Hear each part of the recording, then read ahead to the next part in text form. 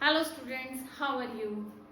In the series of the chapter Molecular Biology, we discovered that the genetic material is DNA and RNA. Now we discuss what are the properties of genetic material.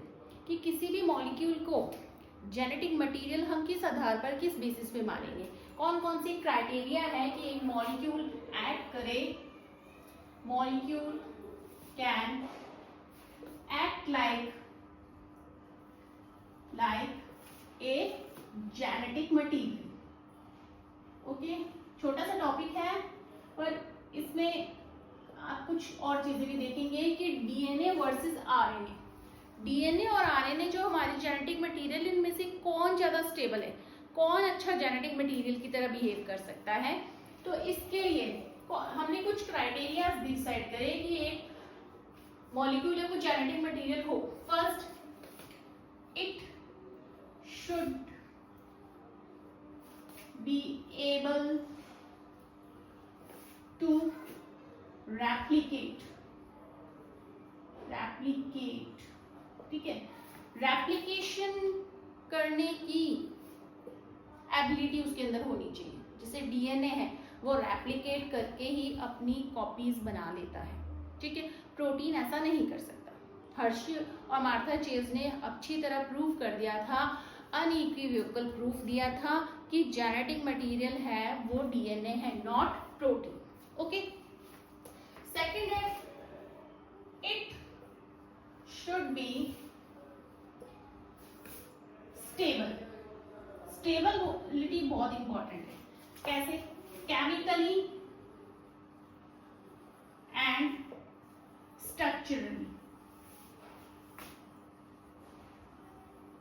Chemically and structurally इनको stable होना बहुत जरूरी है. ठीक है, अगर हम बात करते हैं डीएनए और आरएनए, ठीक है, तो डीएनए और आरएनए में से बच्चों कौन ज्यादा स्टेबल है? तो डीएनए ज्यादा स्टेबल है. ठीक है, क्यों? आरएनए को डीएनए वर्सेस आरएनए की बात करते हैं हम, तो बच्चों DNA is more stable, RNA is less stable और unstable as compare to DNA. कारण क्या है? यूरेसिल नाम के नाइट्रोजन बेस का पाया जाना. ठीक है, जबकि डीएनए में क्या होता है? थायमीन होता है. उसके अलावा आप अगर राइबोज शुगर देखते हैं तो इसको क्या बोलते हैं हम? Deoxy ribose sugar. ये राइबोज शुगर है, ये 1' हो गया, ये 2'. ठीक है, 2' में बच्चों यहाँ पे डीएनए का नाम क्या है? डीऑक्सी. तो 2' से हमने ऑक्सीजन को हटा दिया. ठीक है, जबकि आरएनए के अंदर आरएनए है राइबोज शुगर. राइबोज शुगर है यहाँ पर बच्चों 1' और दिस इज 2'. 2' पे यहाँ पे OH ग्रुप पाया जाता है. ये OH ग्रुप इसे ज्यादा रिएक्टिव बनाता है. क्या करता है? इसे ज्यादा रिएक्टिव बनाता है. इसके अलावा आरएनए के पास एक और प्रॉपर्टी होती है, कैटालिटिक प्रॉपर्टी.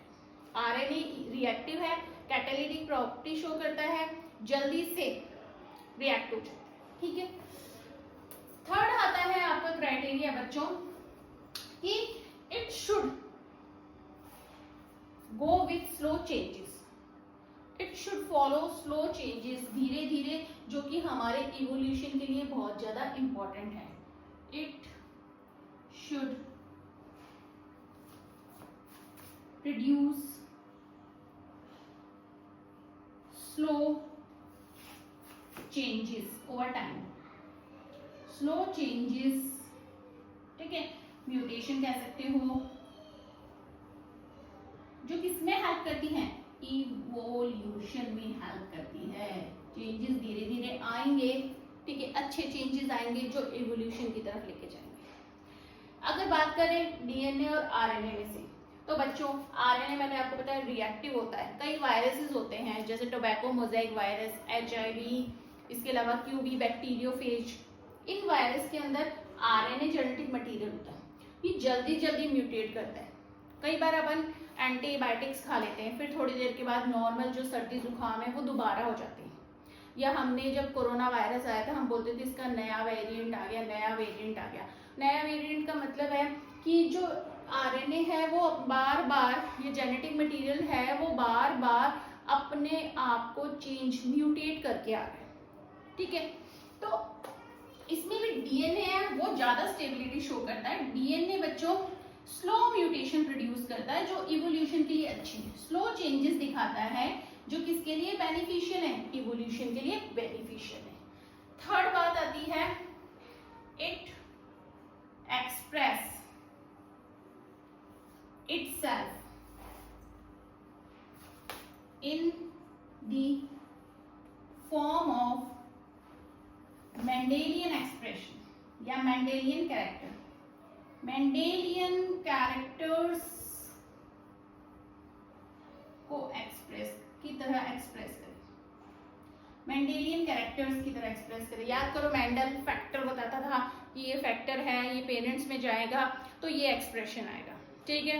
अगर टॉलनेस डोमिनेंस का आया है तो फिनोटाइप ना टॉल होगा। तो डीएनए बच्चों वो डायरेक्ट एक्सप्रेशन नहीं दिखाता है, डीएनए अपने आप को किस में चेंज करता है, आरएनए में चेंज करता है बच्चों। आरएनए से वो क्या बनाता है, प्रोटीन बनाता है। और प्रोटीन अपना क्या होता है, एक्सप्रेशन होता है। प्रोटीन अपना एक्सप्रेशन होता है। सिकल सेल एनीमिया को याद करो। डीएनए से सेंट्रल डोग्मा आरएनए बनता है। कौन सा प्रोसेस लगेगा, ट्रांसक्रिप्शन। अभी अपन डिटेल में पढ़ेंगे ट्रांसक्रिप्शन। डीएनए से आरएनए, ट्रांसक्रिप्शन। आरएनए अपना न्यूक्लियस से बाहर निकल के आ गया, किसके पास आ गया, राइबोसोम के पास आ गया। आरएनए न्यूक्लियस से बाहर निकल के आता है बच्चों और कोड्स, इंफॉर्मेशन, मैसेज लेके आता है कि जैसा डीएनए है वैसा आरएनए बनेगा और वैसा ही प्रोटीन बनेगा, और ये प्रोसेस कहलाता है ट्रांसलेशन। ये भी हम डिटेल में पढ़ेंगे। अपने जो आगे बड़े टॉपिक्स आ रहे हैं वो यही है, ट्रांसक्रिप्शन और translation. Very very very important है। एग्जाम में हर साल, हर एक साल छोड़ के ट्रांसक्रिप्शन को पूछा जाता है। बड़ा क्वेश्चन ट्रांसक्रिप्शन से निकलता है या ट्रांसलेशन से निकलता है, ठीक है।